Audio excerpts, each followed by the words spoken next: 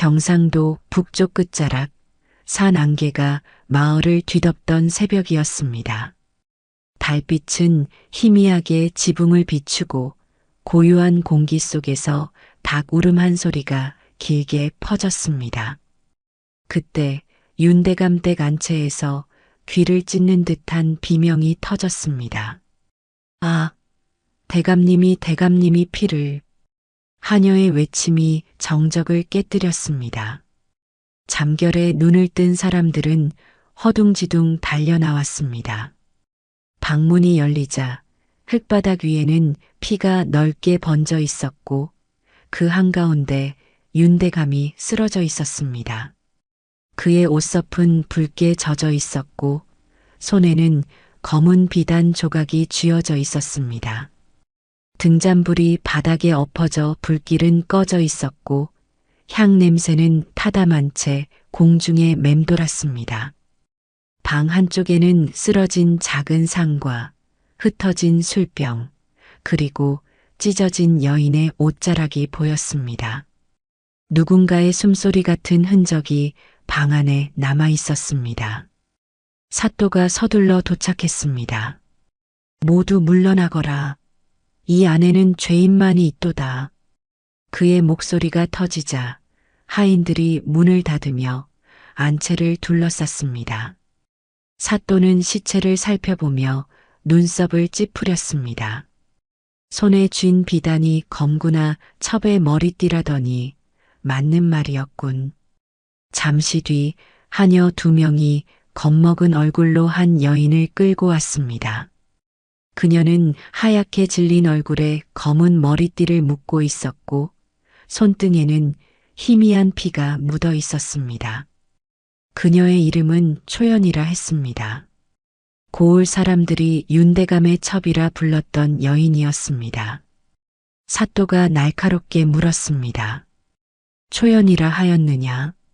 내 머리에 비단, 잎이 묻은 조각과 같구나. 내가 대감을 죽였느냐? 초연은 고개를 떨군 채 입술을 깨물었습니다. 한참을 침묵하던 그녀가 떨리는 목소리로 말했습니다. 그분의 피가 맞습니다. 그렇다면 내 짓이로구나. 초연은 고개를 천천히 들며 사또를 바라봤습니다. 그리고는 아무 말도 하지 않고 침묵으로 대답하는 듯 하였습니다. 사또의 눈이 좁아졌습니다. 사또는 짜증 섞인 말투로 말했습니다. 침묵은 긍정의 표시라고 봐도 되겠느냐? 초연은 손을 모으며 침묵하며 고개를 숙였습니다. 하녀들은 입을 막고 울먹였고 사또는 얼굴을 찌푸렸습니다. 그래, 침묵도 어찌 보면 하나의 표현일 수 있지. 그렇다면 초연, 변명은 재판장에서 하거라. 죄인의 말에 귀 기울일 이유는 없다. 그의 손짓에 초연은 포승줄에 묶인 채 끌려갔습니다. 그날 해가 떠오르기도 전에 윤대감의 시신은 대청마루로 옮겨졌습니다. 장례 준비가 시작되었지만 집안의 공기는 애도가 아닌 두려움으로 짙었습니다.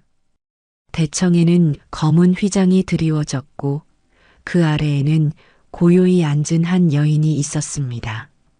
흰옷을 입은 부인 혜윤이었습니다. 그녀의 얼굴은 새벽빛처럼 창백했습니다. 눈은 부은 듯 했으나 눈물은 보이지 않았습니다.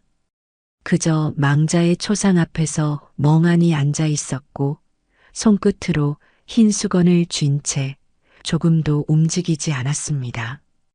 그 정적인 모습이 오히려 사람들에게 공포처럼 느껴졌습니다. 하녀 하나가 수군거렸습니다. 부인께선 어젯밤에 잠깐 다녀가셨다고 하던데 말입니다. 정말입니까? 예. 첩초연이 부인께 찾아가 울며 말했답니다. 오늘 밤 또 사또에게 맞을 것 같습니다 하고 말했다고 하더이다. 그럼 부인도? 사람들은 서로 눈빛을 교환했습니다. 그때 먼지 날리는 길 끝으로 말발굽 소리가 울렸습니다. 붉은 관복 아래 긴 도포 자락이 바람에 흔들렸습니다. 말에서 내린 이는 바로 어사 박문수였습니다. 그의 눈빛은 피로했으나 날카로웠습니다. 마을 사람들은 일제히 허리를 숙였습니다. 박문수는 장례상 앞에 다가와 잠시 시신을 바라봤습니다. 그의 시선은 피보다 손에 쥔 검은 비단으로 향했습니다. 그는 낮게 중얼거렸습니다. 이 비단은 단순한 천이 아니요. 누군가의 약속이자 누군가의 죄로군. 사또가 부랴부랴 달려왔습니다. 어사날이 이미 범인을 붙잡았습니다. 첩초연이라 합니다. 머리띠가 끊어져 있었고 피도 묻어 있었습니다. 박문수는 사또를 바라보며 천천히 비단을 들었습니다. 피가 양면에 번졌소. 그 말은 피가 튄 것이 아니라 누군가가 비단으로 피를 감쌌다는 뜻이지요. 살인자가 아니라 죽음을 덮은 사람이요. 사또는 당황한 얼굴로 물었습니다. 날이 그럼 대체 누가 죽였단 말씀이요? 박문수는 천천히 대청을 올려다봤습니다. 장례상 앞 아무런 표정 없이 앉아있는 부인 혜윤의 얼굴이 보였습니다. 그녀는 눈을 감고 있었지만 손끝은 하얗게 굳어 있었습니다. 박문수는 조용히 속삭였습니다. 이 집안의 진짜 죄인은 아직 죄를 인정하지 않았소. 그날 밤 윤대감의 초상 앞에서 불빛이 흔들렸습니다. 혜윤은 홀로 앉아 있었습니다. 창밖에서 바람이 불자 장막이 흔들리며 피 묻은 검은 비단이 드러났습니다. 그녀의 눈동자가 그 비단을 향했습니다. 그 속에는 공포도 후회도 없었습니다. 오직 묵묵한 결심이 남아 있었습니다. 이튿날 새벽 아직 안개가 마을을 벗어나지 못한 시각이었습니다. 관아 앞에는 이미 백성들이 몰려 있었습니다. 사람들은 웅성거리며 속삭였습니다. 어사나리가 직접 오셨다더라. 그 유명한 박문수라지. 거짓말은 그 앞에서 숨도 못 쉰다던데. 관아의 대문이 열리고 붉은 관복 차림의 박문수가 천천히 걸어 들어왔습니다. 그의 걸음은 느릿했지만 한 발자국마다 공기가 달라지는 듯한 묵직함이 있었습니다. 눈빛은 피로해 보였으나 그 속엔 날카로운 판단이 숨어 있었습니다. 박문수가 사또 앞에 서며 말했습니다. 밤새 조사하셨겠지요. 하지만 진실은 언제나 소리 없이 남는 법입니다. 사또는 헛기침을 하며 고개를 숙였습니다. 예, 어사나리. 죄인은 이미 붙잡았습니다. 첩초연이라 합니다. 방 안에서 피 묻은 머리띠가 발견되었고 대감의 손에 쥔 비단도 같은 색이었습니다. 박문수는 눈썹을 살짝 찌푸렸습니다. 색이 같다고 진실까지 같을 수는 없지요. 그는 손에 쥔 검은 비단을 들어 보였습니다. 비단의 한쪽 면은 피로 얼룩져 있었고 다른 한쪽은 여전히 매끄럽게 빛났습니다. 그는 낮게 중얼거렸습니다. 피가 한쪽에만 묻었군. 이는 덮은 피입니다. 피를 내기 위한 천이 아니라 피를 감싸기 위한 천이요. 사또가 잠시 멈칫했습니다.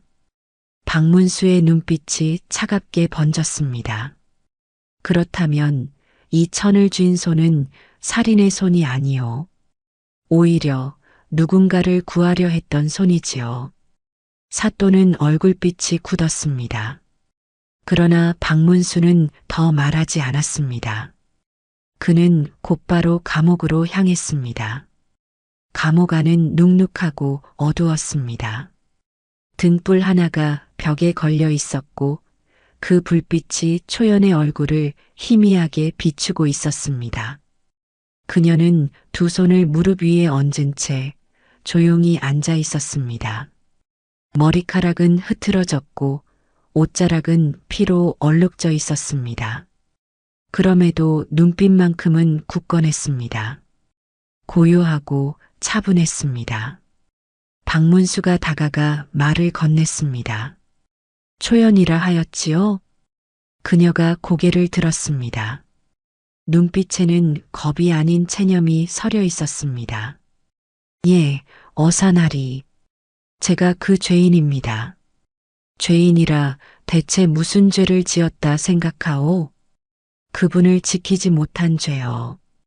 박문수의 눈썹이 살짝 떨렸습니다. 지키지 못한 죄라 흥미롭군요. 보통은 죽였다고 말할 텐데 그대는 살리지 못했다고 하는군. 초연이 조용히 대답했습니다. 그날 밤 부인님께서 저를 찾아오셨습니다. 그리고는 부인께서 저에게 말씀하셨습니다. 오늘 밤은 대감이 술에 취하셨다. 대감이 너를 부를 거야. 무슨 일이 있어도 문을 닫고 나가지 말거라. 그렇게 말씀하셨습니다. 그녀는 잠시 입술을 떨었습니다. 하지만 문이 강제로 열렸습니다. 그리고 대감께서 들어오셨습니다. 그는 저를 밀치고 소리쳤습니다. 내가 감히 부인 흉내를 내느냐. 그때 문이 다시 열렸습니다. 부인님이 들어오셨습니다. 박문수의 눈빛이 흔들리며 물었습니다. 부인이 말이오? 초연이 다시 말을 이었습니다. 예. 부인님께서 저를 막아섰습니다. 그만두세요. 제발 이제 그만. 하지만 대감께서는 오히려 부인님을 밀치셨습니다. 그리고 그 다음은 너무 빠르게 일어났습니다. 피가 튀고 저는 아무것도 하지 못했습니다. 초연은 두 손으로 얼굴을 감쌌습니다. 저는 그분의 피를 닦았습니다.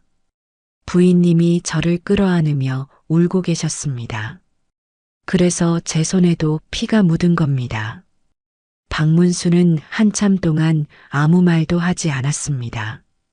등불이 흔들리고 벽에 두 사람의 그림자가 길게 겹쳐졌습니다. 그는 낮게 물었습니다. 부인은 그 뒤에 뭐라 하셨소? 초연은 떨리는 목소리로 말했습니다. 그분은 제 손을 붙잡고 말씀하셨습니다. 이건 내 죄다. 절대 말하지 마라. 내가 그를 죽였다면 널 살리기 위해서다. 박문수는 눈을 감았습니다. 방 안 공기가 묘하게 식어갔습니다. 그의 마음속에는 이미 결론이 그려지고 있었습니다. 그렇다면 죄인은 침묵을 택했고 그 침묵을 대신 지키는 자가 또 한 명 생겼군.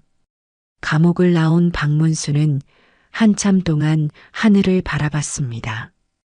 회색 구름 사이로 가느다란 빗줄기가 떨어졌습니다. 그 빛이 검은 비단처럼 희미하게 흔들렸습니다.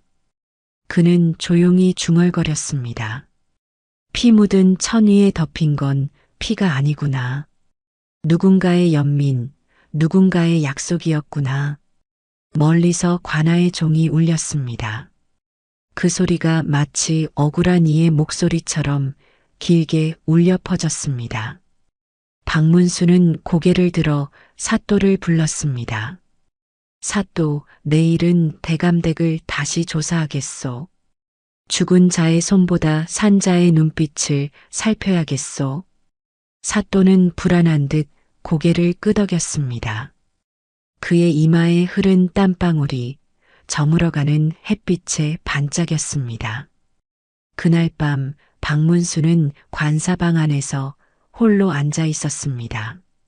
탁자 위에는 검은 비단 한 조각이 놓여 있었고 등잔불 아래 그 비단이 미묘하게 반사되었습니다. 그는 그 천을 손끝으로 천천히 만지며 속삭였습니다. 진실이란 게 참으로 잔인하구나. 죄를 묻는 자는 죄 없이 울고 죄 없는 자는 죄를 대신 짊어지는구나. 등잔불이 꺼지기 직전 바람이 불었습니다. 불빛이 흔들리고 그 그림자 속에 두 여인의 모습이 겹쳐졌습니다. 그것은 마치 살인자와 피해자가 아닌 서로의 운명을 끌어안은 두 여인의 혼처럼 보였습니다. 다음 날 하늘은 잿빛으로 흐렸습니다. 윤대감의 장례가 아직 끝나지 않았지만 마을 사람들은 이미 살인사건의 냄새를 감지하고 있었습니다. 누군가는 첩초연의 죄를 속삭였고 누군가는 부인 혜윤의 눈빛을 두려워했습니다. 박문수는 윤대감 댁으로 향했습니다. 그의 발걸음은 조용했지만 눈빛은 이미 모든 것을 꿰뚫는 듯 했습니다.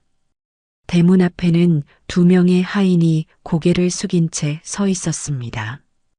그들은 어사의 도착을 보자 급히 길을 터주었습니다. 안채로 들어서자 고요가 방 안을 감쌌습니다. 휘장이 드리워진 대청에는 부인 혜윤이 단정히 앉아 있었습니다.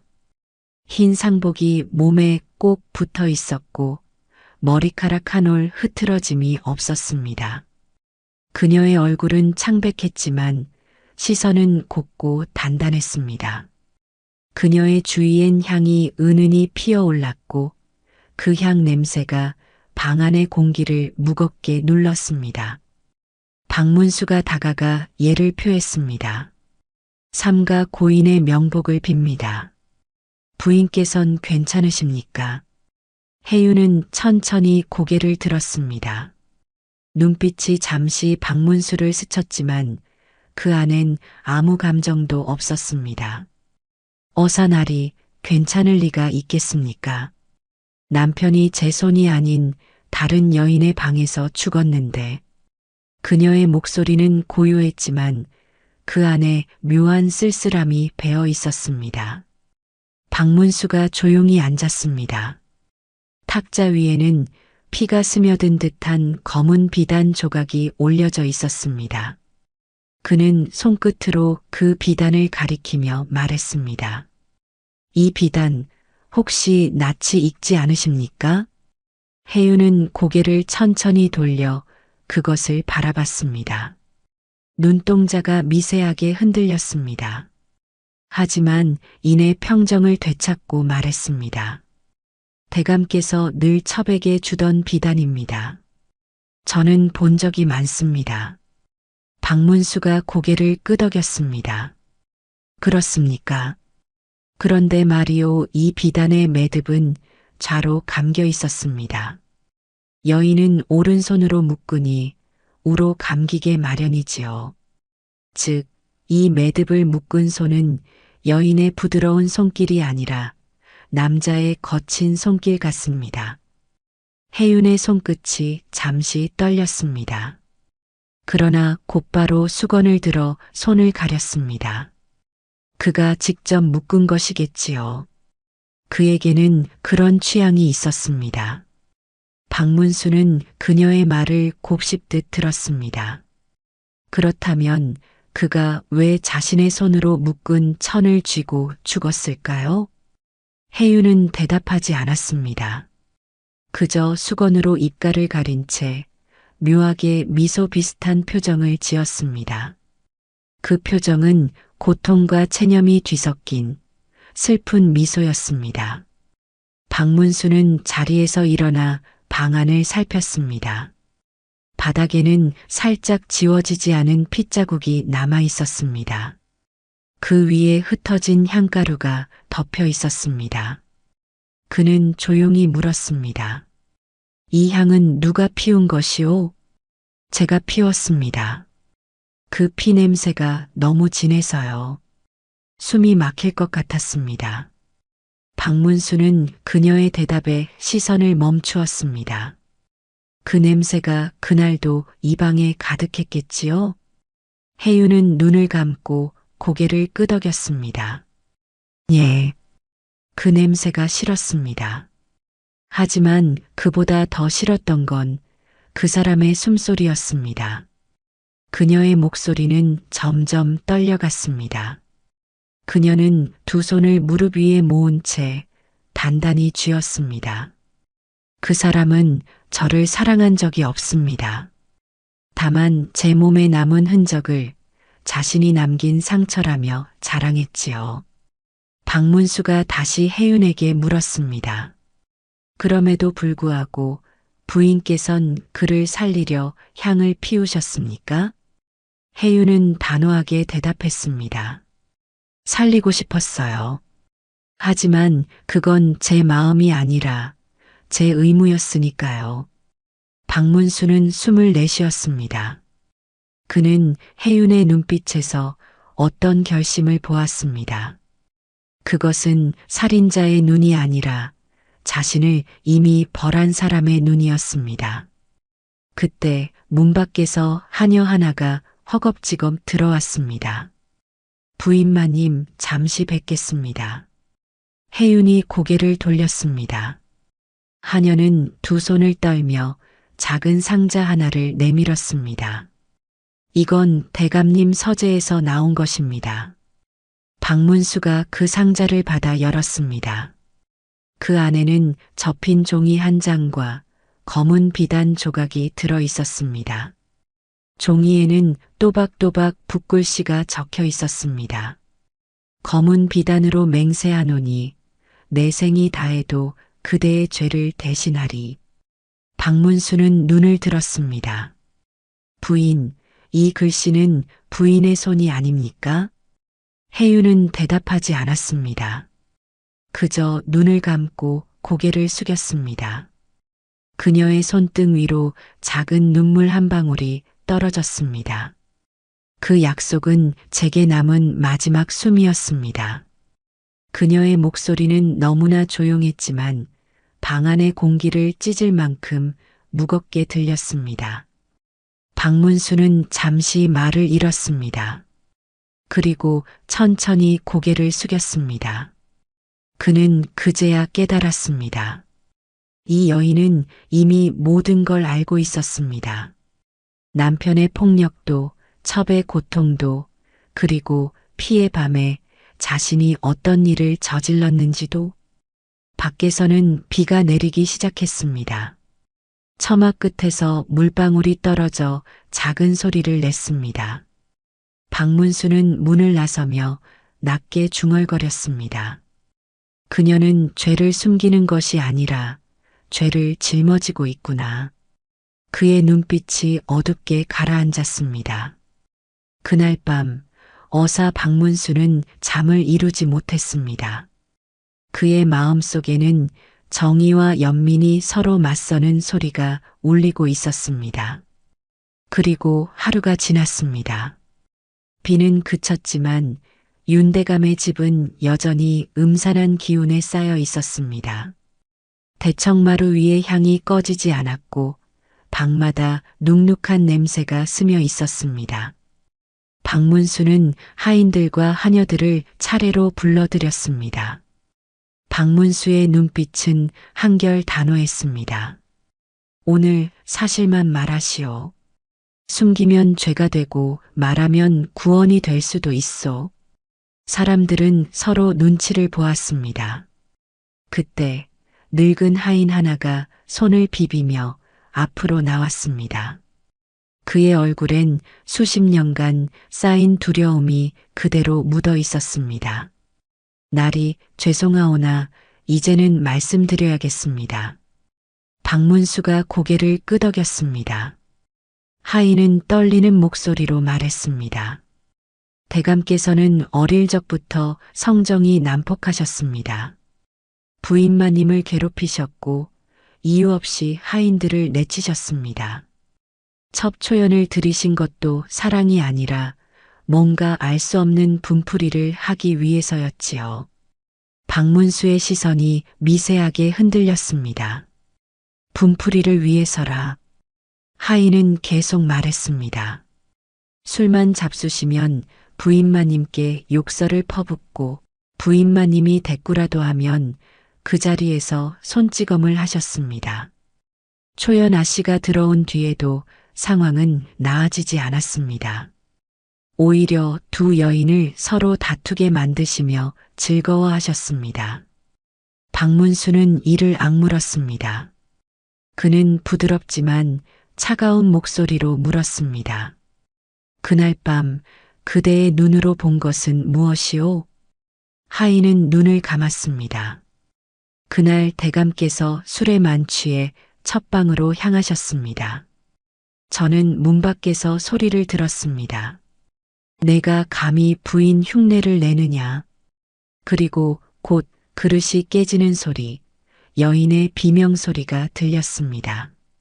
그때 부인마님이 뛰어들어오셨습니다. 박문수가 다시 하인에게 물었습니다.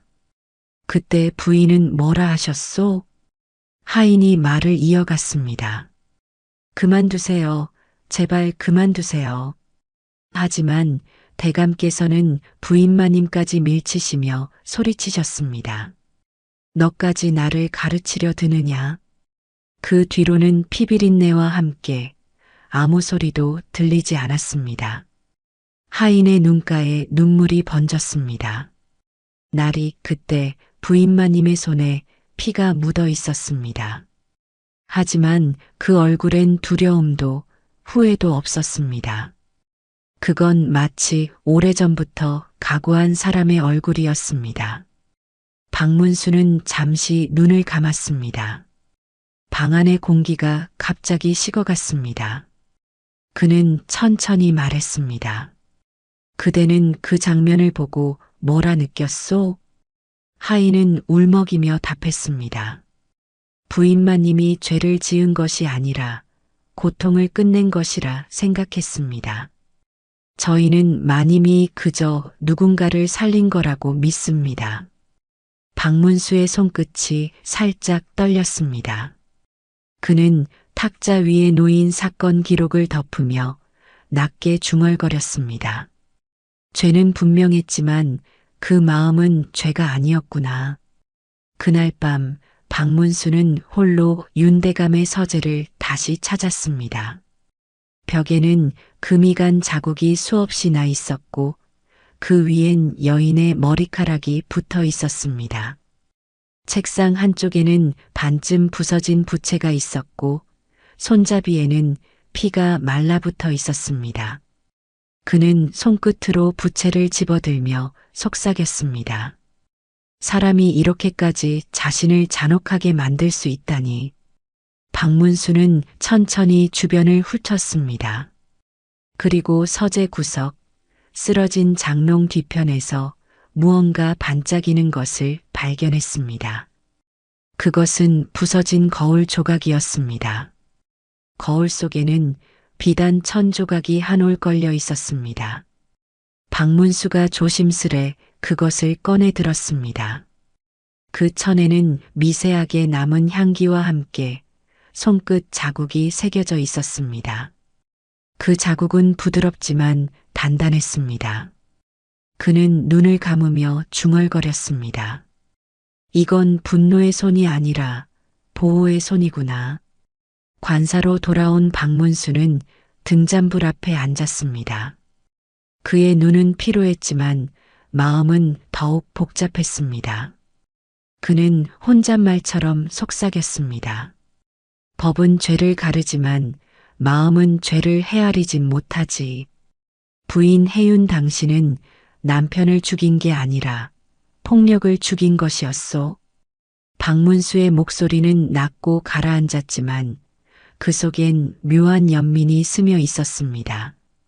등잔불이 흔들리며 벽에 그려진 그림자 속에 세 사람의 형체가 겹쳐졌습니다. 폭군, 부인, 첨. 그들은 피와 눈물로 이어진 사슬이었고 그 사슬을 끄는 것은 결국 한 여인의 손이었습니다. 그날 밤 늦게 밖에서는 봄비가 다시 내리기 시작했습니다. 창문에 부딪히는 빗소리가 잔잔히 들려왔습니다. 박문수는 눈을 감고 긴 숨을 내쉬었습니다. 이 사건은 단순한 살인이 아니야. 피를 흘린 사람보다 피를 멈추게 한 이가 더 큰 용기를 냈지. 박문수의 시선이 멀어졌습니다. 그때 바람이 불어 등잔불이 흔들렸습니다. 불빛이 검은 비단 위에 닿자 그 빛은 마치 누군가의 눈물처럼 반짝였습니다. 그날 밤 하늘에는 달이 걸리지 않았습니다. 윤대감의 집은 여전히 향이 꺼지지 않은 듯 매캐한 냄새로 가득했습니다. 박문수는 횃불을 들고 서재 안으로 들어섰습니다. 그의 발밑에는 깨진 술병 조각이 흩어져 있었고 바닥에는 눅눅한 피가 얼룩처럼 남아 있었습니다. 책상 위엔 어지럽게 흩어진 서책과 장부들, 그리고 반쯤 말라붙은 붓 하나가 있었습니다. 그 붓 끝에는 검붉은 먹자국이 남아 있었습니다. 박문수는 그것을 조심스레 들어 살펴보았습니다. 먹이 아니라 피로 쓴 흔적이로군. 그리고 박문수는 사건 직후 여자 하인이 달려와 건네주었던 작은 함을 다시 확인해 보기로 했습니다. 박문수가 손끝으로 열자 상자 안에는 작은 종이 다발과 검은 비단 조각 하나가 들어 있었습니다. 그 비단은 다른 것보다 더 오래되어 색이 바랬지만 향 냄새가 은은히 배어 있었습니다. 박문수는 비단을 펼쳤습니다. 그 안에는 글씨가 적혀 있었습니다. 붓끝이 힘없이 떨린 듯 그러나 분명한 필체로 검은 비단으로 맹세하노니 내 생이 다하더라도 그대의 죄를 대신하리. 그는 그 문장을 반복해서 읽었습니다. 글씨는 섬세하면서도 단호했습니다.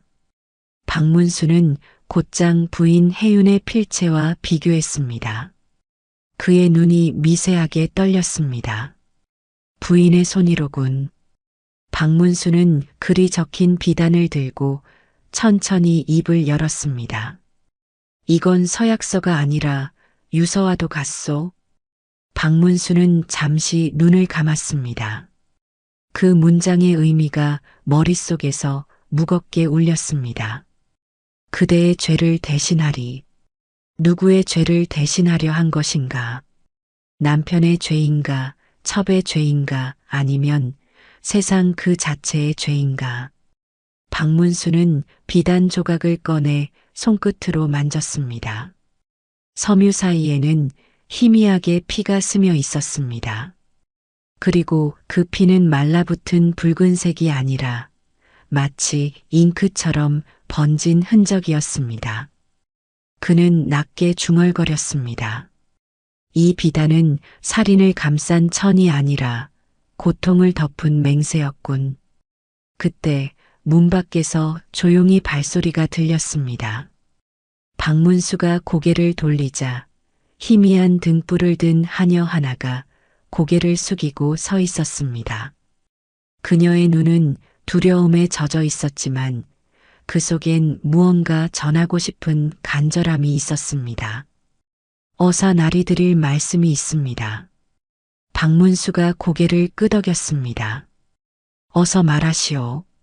하녀가 손을 떨며 말을 이었습니다. 이 상자 원래는 대감께서 부인마님께 드린 것이 아닙니다. 부인마님이 직접 만드신 것입니다. 대감께서 폭력을 휘두르실 때마다 부인마님은 그 상자를 서재에 두셨습니다. 언젠가 그 사람의 죄를 내가 감싸야 할 날이 올 것이다.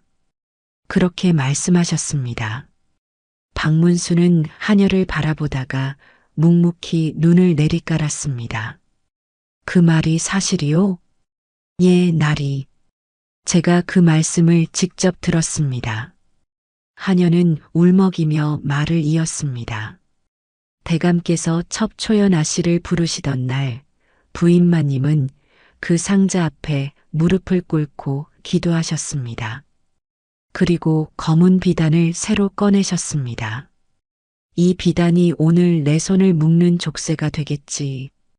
그렇게 말씀하셨습니다. 박문수의 얼굴이 굳어졌습니다. 그는 손에 쥔 비단을 내려다봤습니다. 그 비단은 이미 오래된 약속처럼 찢어진 끝이 부드럽게 달아 있었습니다. 부인은 살인을 준비한 것이 아니었구나. 단지 폭력을 멈출 마지막 수단을 준비했을 뿐이었지. 그는 서재 한가운데 서서 천천히 눈을 감았습니다. 달빛이 창틈으로 들어와 비단 위에 닿았습니다. 그 빛이 피자국을 스치자 마치 검은 천 위로 눈물 한 줄기가 흐르는 듯 보였습니다.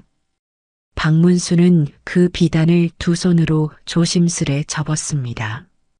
그리고 그 아래에 놓인 서약서를 다시 한번 읽었습니다. 검은 비단으로 맹세하노니 내 생이 다하더라도 그대의 죄를 대신하리. 그는 낮게 속삭였습니다. 이 서약의 그대는 남편이 아니라 첩초연이었구나. 바람이 불어 등잔불이 흔들렸습니다. 박문수의 그림자가 벽 위로 길게 늘어졌습니다. 그는 잠시 눈을 감았다가 천천히 입을 열었습니다. 그녀, 아니 혜연은 죄인이 아니다. 다만 세상이 용납하지 못한 정의를 택했을 뿐이다. 그날 밤 박문수는 관사로 돌아와 서약서와 비단을 조심스레 상자에 넣었습니다. 그는 혼잣말처럼 중얼거렸습니다. 법으로는 죄인이지만 진심으로는 어쩌면 가장 의로운 사람이겠지. 그의 눈빛은 흔들렸습니다. 그리고 그 순간 그는 마음속으로 결심했습니다. 이 사건의 끝을 법이 아닌 진심으로 가려야 한다는 것을. 그날 밤 관아의 감옥은 깊은 어둠 속에 잠겨 있었습니다. 비는 멈췄지만 돌담 틈 사이로 흙냄새가 짙게 배어 있었습니다. 등잔불 하나가 벽에 매달려 깜빡이며 그 불빛 아래 초연이 홀로 앉아 있었습니다.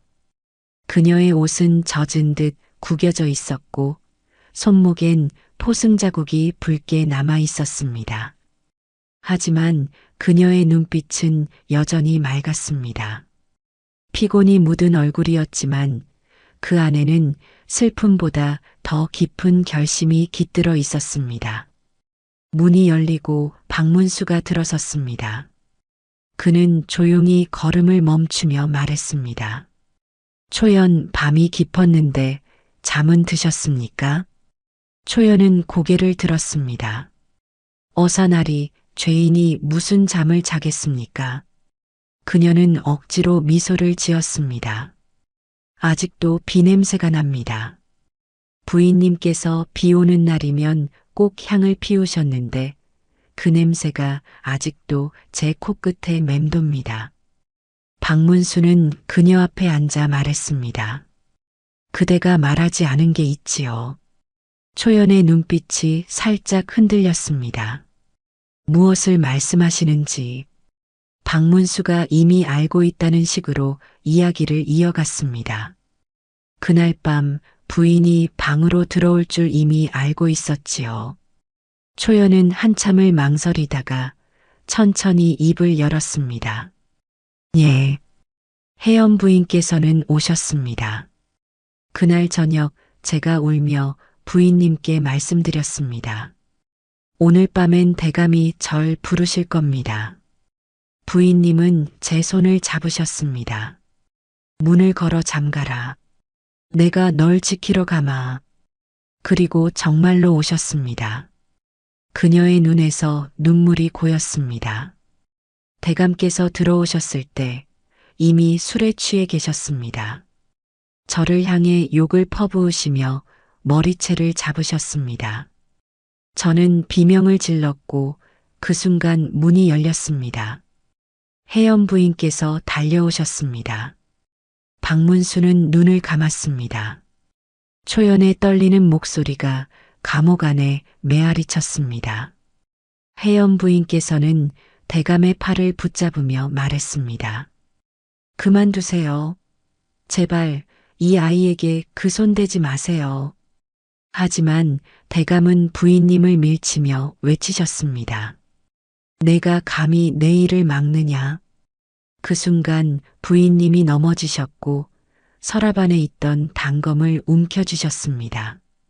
초연은 눈을 감고 그날의 공기를 다시 느끼는 듯 했습니다. 그 칼이 번쩍했습니다. 부인님은 울면서 대감의 품으로 몸을 던졌습니다. 이젠 그만. 피가 터져 나왔습니다. 대감께서는 쓰러지셨고 부인님은 그 위에 엎드려 울고 계셨습니다. 박문수의 눈빛이 흔들렸습니다. 등잔불이 미세하게 깜빡이며 두 사람의 그림자가 겹쳐졌습니다. 초연의 목소리는 점점 낮아졌습니다. 제가 한 건 혜연 부인을 안아 올린 일뿐입니다. 제 손에도 피가 묻었습니다. 그 피를 닦기 위해 비단을 꺼냈지만 부인님이 제 손을 막으셨습니다. 그건 내 피야. 내가 손 떼면 안 돼. 그렇게 말씀하셨습니다. 그녀는 손끝으로 눈물을 닦았습니다. 그날 이후 아직까지도 혜연 부인께서는 제게 아무 말씀도 하지 않으셨습니다. 다만 다음 날 아침 저를 향해 이젠 아무 말도 하지 말거라 하셨습니다. 박문수는 한참 동안 말을 잃었습니다. 박문수는 조용히 일어나 초연이 앉은 맞은편 벽을 바라봤습니다. 그 벽엔 작은 틈이 있었고 그 틈 사이로 바람이 스며들며 흙냄새를 퍼뜨렸습니다. 박문수는 낮게 중얼거렸습니다. 그대는 부인을 위해 침묵을 택했군. 초연은 고개를 끄덕였습니다. 부인께서 제게 어머니 같으신 분이었습니다. 어릴 적 제가 부모님을 여의고 방황하며 길을 잃었을 때 먼저 제 손을 잡아주시던 은혜로운 분이셨습니다. 세상은 저를 죄인이라 부르겠지만 부인께서는 제게 생명의 은인이었습니다. 그런 분을 고발하는 건 제 목숨을 내놓는 것보다 더 큰 죄였습니다. 박문수의 눈빛이 젖었습니다. 그는 조용히 등잔을 내려놓으며 말했습니다. 혜윤 부인은 죄를 지었소. 하지만 그 죄가 칼끝에서 나온 게 아니라 사랑에서 비롯되었다면 그것을 어찌 똑같은 죄로 다스리겠소. 초연이 눈을 들었습니다. 어사나리 세상은 그런 걸 용서하지 않습니다. 박문수는 잠시 미소를 지었습니다. 그래도 누군가는 기억해야 하지 않겠소. 두 여인이 목숨을 걸고 폭력을 막은 일을. 초연의 눈물이 흘렀습니다. 그녀는 떨리는 손으로 박문수의 소매를 잡았습니다. 날이 만약 다시 재판이 열린다면 부인님이 저 대신 죄를 뒤집었을 겁니다. 제발 그분만은 지켜주세요. 박문수는 그녀의 손을 조심스레 잡아주었습니다. 약속하겠소. 진실을 묻지 않고는 떠나지 않겠다고.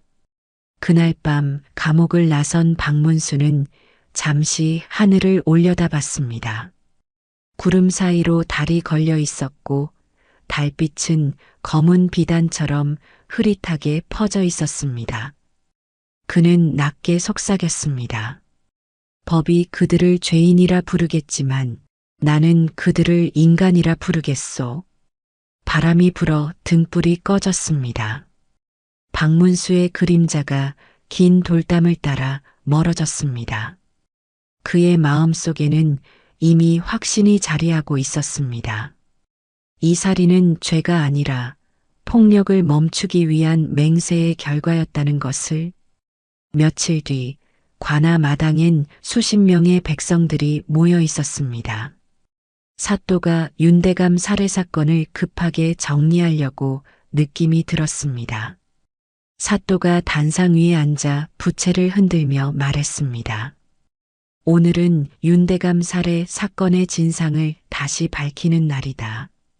사람들의 시선은 모두 가운데에 앉은 두 여인에게 쏠렸습니다.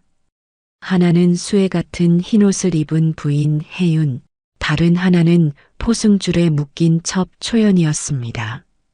두 여인은 서로를 바라봤습니다. 그 눈빛은 말이 없었지만 깊은 슬픔과 따뜻함이 함께 깃들어 있었습니다.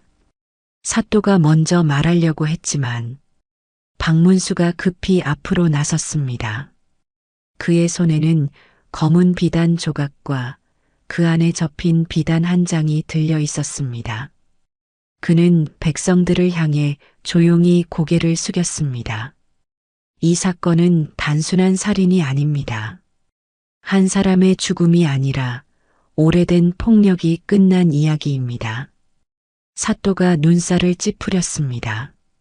어사나리, 그건 사적인 판단 아닙니까? 살인은 법으로 다스려야 할 일이지요. 박문수는 그를 바라보며 차분히 말했습니다. 그리고 박문수가 말을 이어갔습니다.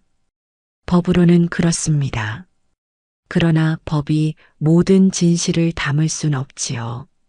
그는 손에 든 종이를 펼쳤습니다. 비단에는 피로 번진 듯한 붓글씨가 적혀 있었습니다. 검은 비단으로 맹세하노니 내 생이 다하더라도 그대의 죄를 대신하리. 백성들 사이에서 술렁임이 일었습니다. 박문수는 이어 말했습니다.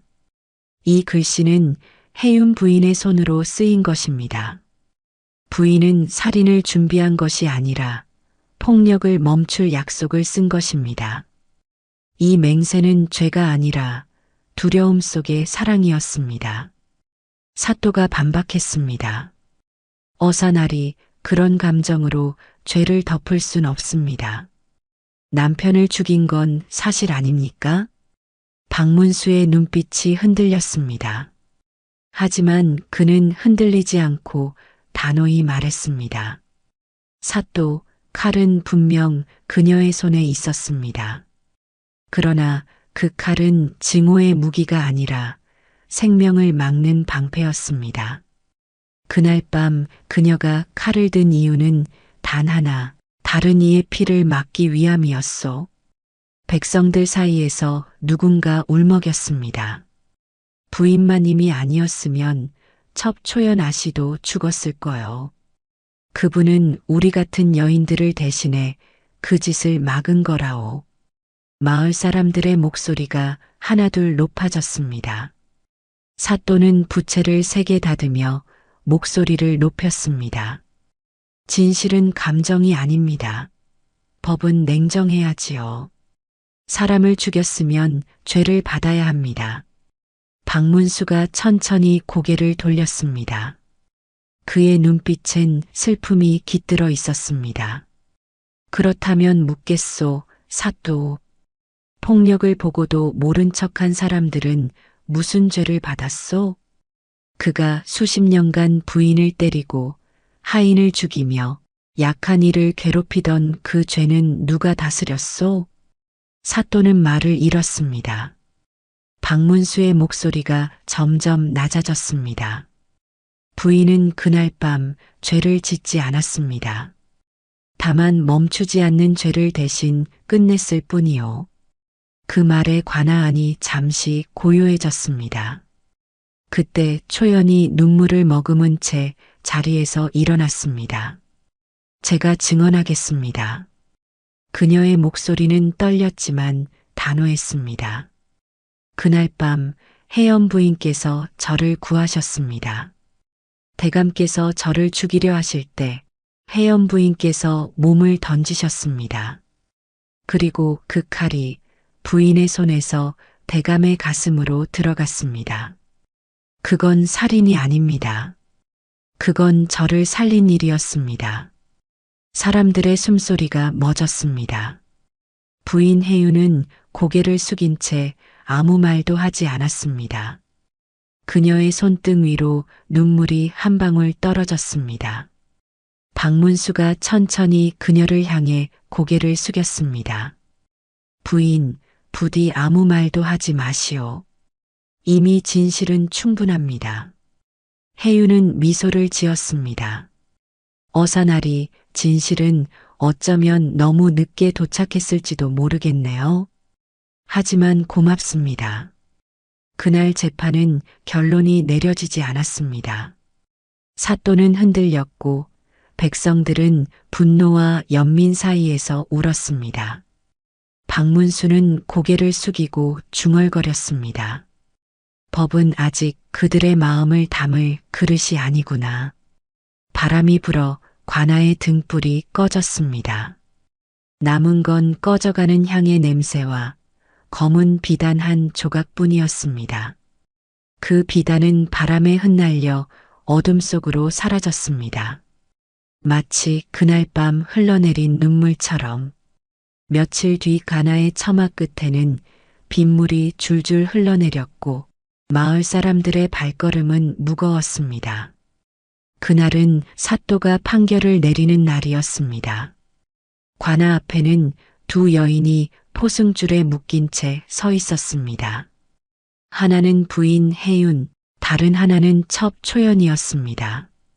비에 젖은 흰옷은 몸에 달라붙어 있었고 머리칼은 흐트러졌지만 두 눈은 오히려 고요했습니다. 백성들은 숨죽이며 바라봤습니다. 누군가는 눈물을 훔쳤고 누군가는 고개를 떨궜습니다. 저분이 무슨 죄를 지었단 말인가. 저건 살인이 아니라 구원이었는데 그 속삭임은 빗속에서도 또렷하게 들렸습니다. 사또가 단상 위에 올라 큰 소리로 외쳤습니다. 어사나리의 조사가 끝났어도 법은 법이다. 사람을 죽인 이상 그것도 양반을 죽인 죄를 면할 수는 없다. 박문수는 아무 말도 하지 않았습니다. 그는 두 여인을 바라보며 조용히 서 있었습니다. 사또의 말끝이 공기를 가르자 빗줄기가 더 거세게 쏟아졌습니다. 박문수의 눈빛이 어두워졌습니다. 그는 낮게 그러나 단호하게 말했습니다. 사또, 그대의 말이 옳소. 하지만 나는 오늘 법이 아니라 인간의 눈으로 이들을 보겠소. 사또가 눈을 치켜떴습니다. 어사나리, 이건 왕의 법입니다. 감정으로 죄를 재단하실 순 없습니다. 박문수가 단호하게 사또에게 물었습니다. 그럼 그대에게 묻겠소. 만약 사또의 앞에서 한 여인을 죽이려는 남편이 있었다면 그 여인을 지키려 칼을 든 부인은 죄인입니까? 사또는 대답하지 못했습니다. 박문수의 목소리가 점점 낮아졌습니다. 나는 지금 법과 양심 중 어느 쪽이 더 무거운지를 재고 있소. 그리고 오늘 양심이 더 무겁다는 걸 알았소. 옥문이 열렸습니다. 혜윤과 초연이 천천히 끌려갔습니다. 비는 그들의 어깨를 적셨고 두 사람의 옷자락이 바닥을 스쳤습니다. 초연이 뒤돌아보았습니다. 박문수의 눈과 마주쳤습니다. 초연은 떨리는 목소리로 말했습니다. 어사나리 혜연 부인께서는 저를 대신해 죄를 지셨습니다. 그러니 제발 그분만은.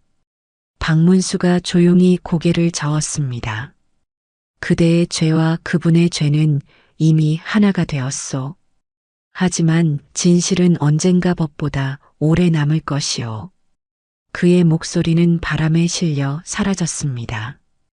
혜윤은 아무 말도 하지 않았습니다. 그저 초연의 손을 꼭 잡은 채 미소를 지었습니다.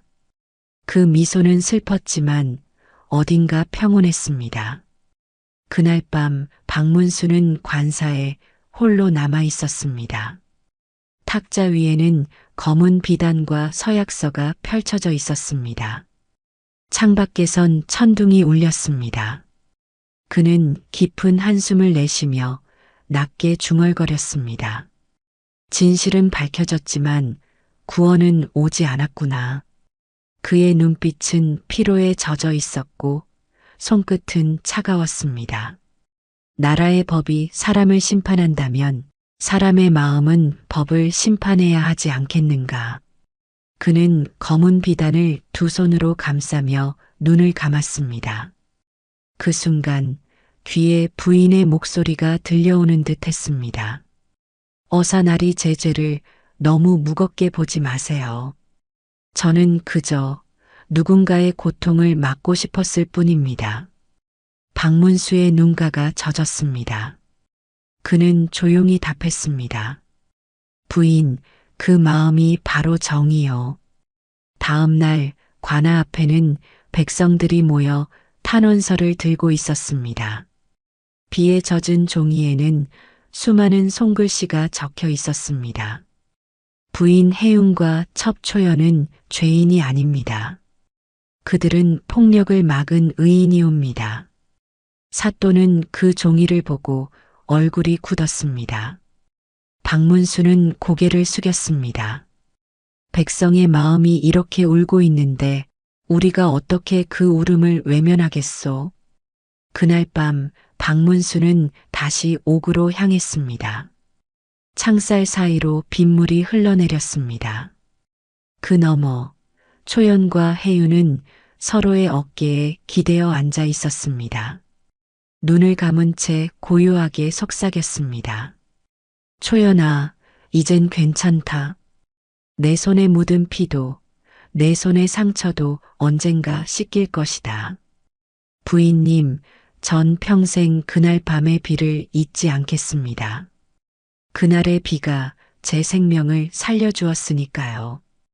혜윤은 미소를 지었습니다. 그 미소 속에는 슬픔보다 더 큰 따뜻함이 있었습니다. 박문수는 조용히 그 모습을 바라봤습니다. 그리고 혼잣말처럼 중얼거렸습니다. 이 두 여인은 죄로 묶였으나 진심으로는 이미 자유롭구나. 그는 하늘을 올려다봤습니다. 옥의 작은 창문 사이로 한 줄기 달빛이 비쳤습니다. 그 빛은 검은 비단 위로 떨어져 마치 하얀 꽃잎처럼 번져갔습니다. 그리고 모든 일이 마무리되고 밤이 깊어갔습니다. 옥의 돌벽은 축축했고 바람은 틈새로 스며들어 등불을 흔들었습니다. 등불 아래 부인 혜윤이 조용히 앉아 있었습니다. 그녀의 얼굴에는 피곤과 슬픔이 한데 얽혀 있었지만 눈빛만큼은 평온했습니다. 초연은 구석에 기대어 잠든 듯 눈을 감고 있었습니다. 그녀의 손에는 언제나처럼 검은 비단 조각이 쥐어져 있었습니다. 그것은 부인 혜윤이 준 마지막 인연의 징표였습니다. 문이 열리고 박문수가 천천히 들어섰습니다. 그는 등잔을 들고 부드럽게 말했습니다. 이제 곧 있으면 이송될 것입니다. 부인, 몸은 괜찮으십니까? 혜윤은 고개를 들었습니다. 박문수의 얼굴을 바라보며 조용히 미소를 지었습니다. 어사나리 잠은 한숨도 못 잤습니다. 하지만 마음만큼은 이상하게 가볍습니다. 박문수는 천천히 자리에 앉았습니다. 그는 잠시 말없이 그녀를 바라보다가 조용히 물었습니다. 부인, 이제 모든 진실을 말씀해 주셔야 할 때가 된 것 같습니다. 혜윤은 눈을 감았다가 천천히 떴습니다. 그녀의 손끝이 미세하게 떨렸습니다. 그날 밤 저는 첩초연을 구하러 갔습니다. 남편이 그녀를 불렀다는 걸 알고 있었습니다. 밤마다 이어지는 고함 소리와 울음소리. 저는 더 이상 참을 수 없었습니다. 그녀는 숨을 고르며 말을 이어갔습니다. 문을 열었을 때 대감은 이미 초연을 벽으로 밀치고 있었습니다. 피가 흘렀고 그 아이는 두려움에 떨고 있었습니다. 저는 그 아이 앞으로 달려들었습니다. 그만두세요. 제발. 그러나 그 사람은 제 손목을 거칠게 잡더니 너도 이념 편을 드느냐? 하며 저를 밀쳤습니다. 그녀의 목소리가 떨렸습니다. 그때 제 눈앞으로 번쩍 무언가가 스쳤습니다. 칼이었습니다. 그 사람이 초연을 향해 휘두르려는 순간 저는 그를 막기 위해 몸을 던졌습니다. 그 칼이 제 팔을 스쳤고 그 다음 제 손에 칼이 쥐어져 있었습니다. 박문수는 숨을 죽인 채 듣고 있었습니다. 등잔불이 그녀의 얼굴 위에서 흔들렸습니다. 그녀의 눈가에는 눈물이 맺혀 있었지만 흐르지는 않았습니다. 그때 저는 아무 생각도 하지 못했습니다. 다만 이제 끝내야 한다는 생각뿐이었습니다. 그래서 칼을 들었고 그 사람의 가슴으로 향했습니다. 피가 쏟아졌고 그가 제 손을 붙잡으며 웃었습니다. 인연이 내 손에 죽지 않고 내 손에 묻히는구나. 그리고 쓰러졌습니다. 그녀는 천천히 숨을 내쉬었습니다. 그가 죽은 뒤 초연은 제게 울며 말했습니다. 마님, 제 손에 피가 묻었어요. 저는 그 아이의 손을 붙잡고 말했습니다. 그건 내 피야. 내 손엔 아무 죄도 없어. 그리고 비단으로 그 사람의 피를 덮었습니다. 그게 이 모든 일의 전부입니다. 박문수는 한동안 아무 말도 하지 않았습니다. 그의 눈빛은 흔들렸고 손끝이 미세하게 떨렸습니다. 그는 조용히 물었습니다. 부인, 왜 그때 그 자리에서 모든 걸 고백하지 않으셨습니까? 혜윤은 고개를 숙였습니다. 제가 입을 열면 초연은 목숨을 잃었을 겁니다. 그 아이는 저보다 훨씬 어린 아이였습니다. 세상이 그 아이의 잘못이라 했을 때 제가 죄를 대신 지는 게 옳다고 생각했습니다. 그녀는 눈을 감았습니다. 어사날이 사람의 죄는 마음에서 시작된다고 하셨지요. 그렇다면 제 죄는 그 아이를 지키려 했던 마음에 있습니다. 저는 살인을 저질렀지만 그 마음만큼은 죄가 아니었습니다. 박문수의 눈가가 젖었습니다. 그는 낮게 속삭였습니다. 부인, 그 마음이 바로 인간의 빛입니다. 법은 죄를 가르지만 저는 그 마음을 기억하겠소. 혜윤은 눈을 떴습니다. 그 눈빛엔 눈물이 번졌지만 얼굴에는 미소가 번졌습니다. 고맙습니다. 어사나리. 제가 죽더라도 제 진심이 누군가의 기억 속에 남는다면 그것으로 충분합니다. 박문수는 자리에서 일어났습니다. 그는 천천히 초연을 바라보았습니다. 초연은 잠에서 깨어나 부인 혜윤의 옆으로 다가왔습니다. 초연은 울며 속삭였습니다. 혜엄마님, 제가 대신 감옥에 있겠습니다. 제 탓이에요. 제가 마님을 그 방으로 끌어들였어요. 혜윤은 조용히 고개를 저었습니다. 초연아, 내 죄는 내 몫이란다. 다만 너는 기억해라. 세상이 널 뭐라 하든 너는 누군가의 생명을 살린 아이였다는 걸. 초연은 울부짖었습니다. 혜엄마님. 박문수는 그 장면을 바라보다가 천천히 등을 돌렸습니다. 그의 눈에는 눈물이 번져 있었습니다. 진실은 밝혀졌지만 세상은 그걸 감당할 준비가 되어 있지 않구나. 그가 옥을 나서자 빗줄기가 다시 내리기 시작했습니다. 비는 차가웠지만 그 속에서 박문수는 오히려 따뜻함을 느꼈습니다. 그는 하늘을 올려다보며 속삭였습니다. 이 피의 맹세가 언젠가 용서의 이름으로 불리길 바라오. 그날 관아의 하늘은 낮게 깔려 있었습니다. 짙은 구름이 밀려와 공기는 무겁게 가라앉았고 관청의 벽에는 새벽부터 비가 스며 흐르고 있었습니다. 박문수는 대청에 앉아 붓을 들고 있었습니다. 탁자 위에는 펼쳐진 보고서와 검은 비단 조각이 함께 놓여 있었습니다. 그의 손끝은 잔뜩 굳어 있었고 붓끝은 종이 위에서 떨리고 있었습니다. 박문수가 적은 글귀는 단호했습니다. 이 살인은 악의가 아닌 보호의 행위로 죄보다 정의에 가까운 사건이었습니다. 그 순간 문이 열렸습니다. 사또가 헐레벌떡 들어왔습니다. 그의 손에는 조정의 봉서가 들려 있었습니다. 어사날이 상부에서 명이 내려왔습니다.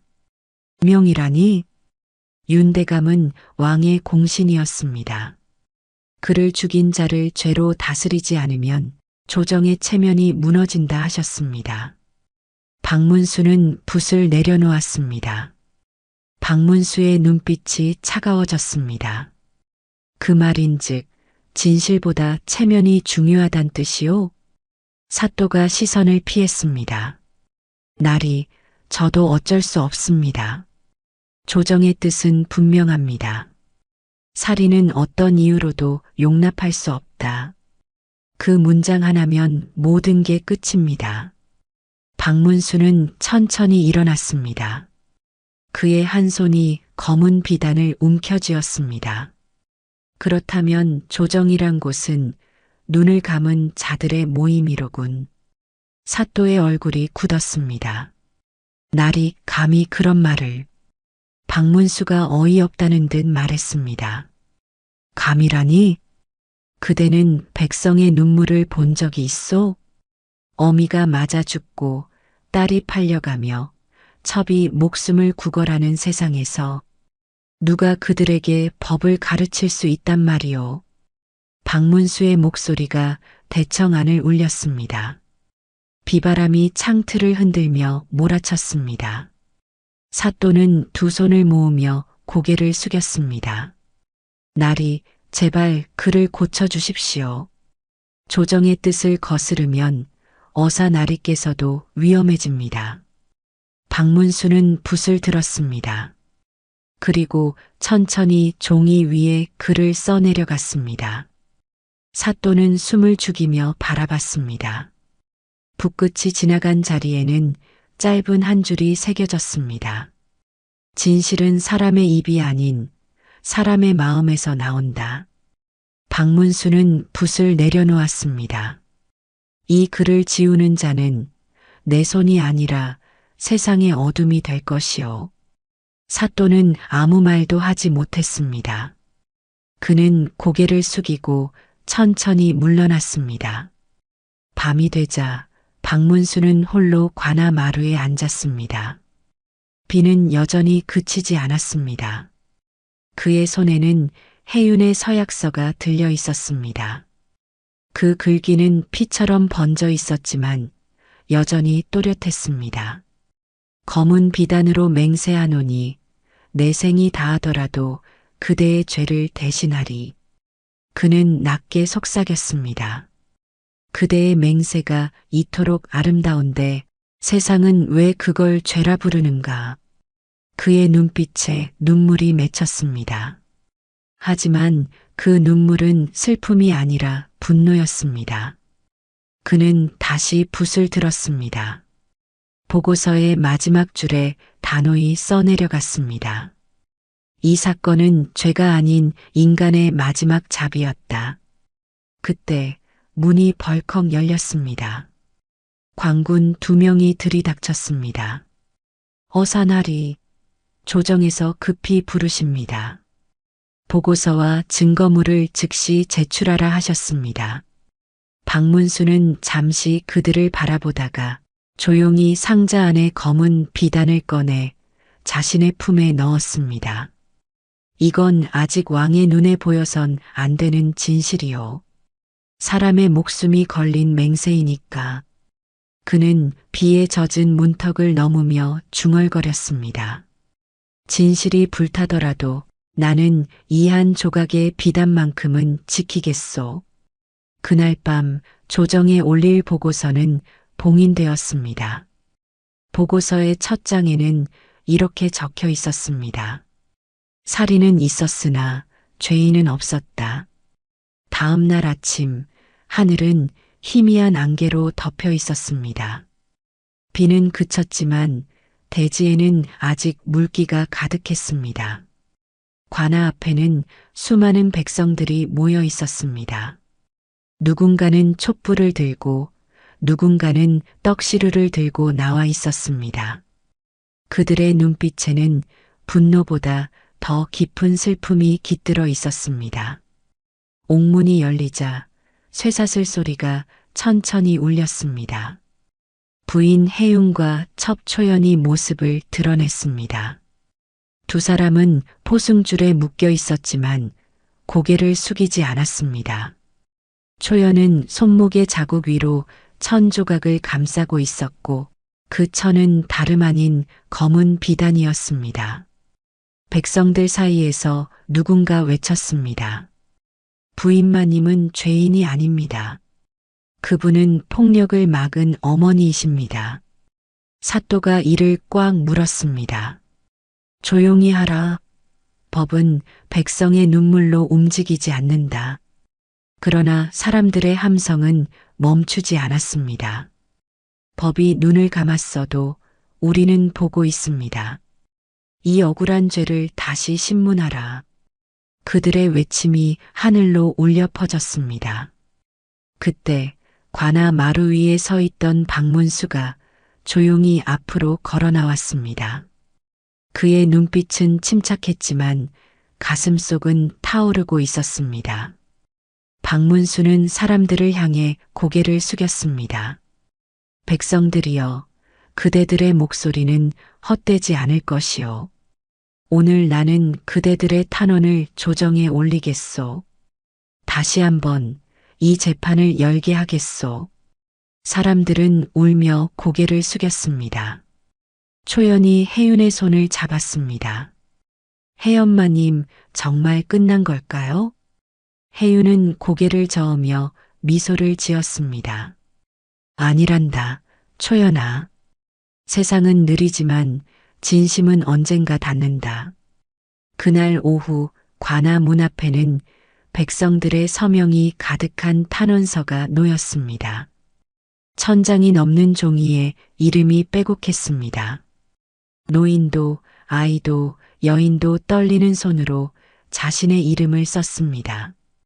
그 종이 위에는 단 하나의 문장이 굵게 적혀 있었습니다. 그들은 죄인이 아니라 인간이었다. 며칠 뒤 혜윤과 초연은 한양으로 이송되었습니다. 쇠수레는 천천히 움직였고 마을 사람들은 길가에 서서 그들을 향해 절을 올렸습니다. 초연은 울먹이며 창살 밖으로 손을 내밀었습니다. 그 손 위에 누군가 흰 꽃 한 송이를 올려놓았습니다. 그 순간 혜윤은 고개를 들었습니다. 하늘엔 구름이 걷히고 한 줄기 햇살이 비치고 있었습니다. 그 빛은 수레 위에 검은 비단을 스치며 은빛으로 반짝였습니다. 박문수는 멀리서 그 장면을 바라보고 있었습니다. 그의 마음속에서 무언가 따뜻한 것이 일렁였습니다. 그는 중얼거렸습니다. 비단은 검지만 그 맹세는 흰 빛이었구나. 그날 밤 관아 마루 위에서 박문수는 보고서를 다시 꺼냈습니다.